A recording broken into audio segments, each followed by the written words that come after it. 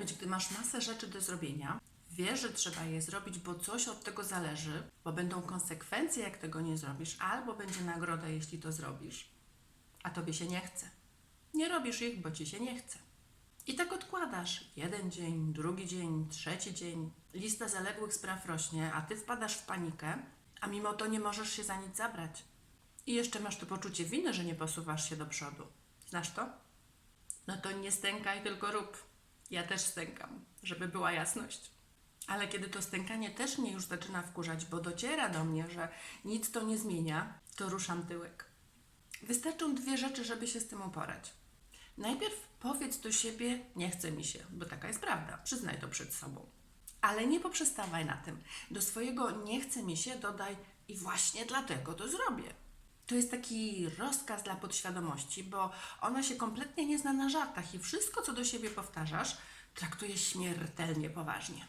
Jak mówisz jej nie chce mi się, to ona dostaje rozkaz, żeby ci się nie chciało. A kiedy jej powiesz, znaczy dopowiesz, że to jest właśnie powód, że to zrobisz, to ona taki właśnie rozkaz wykona. Proste, nie? I to działa jak zaklęcie, po prostu samo się dzieje.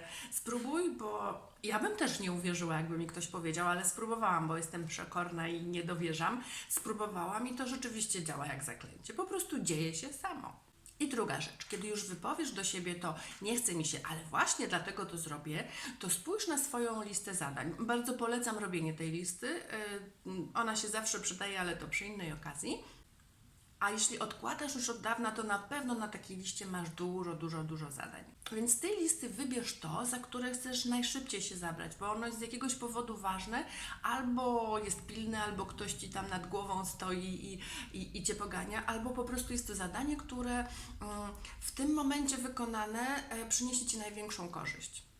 I jeszcze taka podpowiedź. Mi się zdarza, że jeżeli od dłuższego czasu prokrastynuję, czyli odkładam, to ciężko mi się zabrać do takiego zadania, nawet jak to zaklęcie do siebie wypowiem. I wtedy właśnie mi się przydaje ta moja lista, bo w takim momencie wybieram z tej listy jakieś takie najprostsze zadanie, bo chodzi o to, żeby w ogóle coś zrobić, żeby ruszyć z miejsca.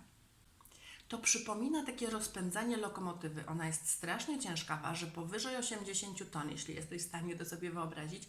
Bardzo ciężko jest ją ruszyć z miejsca, natomiast jak się ją już ruszy, to ona się już zaczyna toczyć. Wtedy ją nawet można rozpędzić, a rozpędzoną lokomotywę dla odmiany jest bardzo trudno zatrzymać. Ona ma bardzo długą drogę hamowania.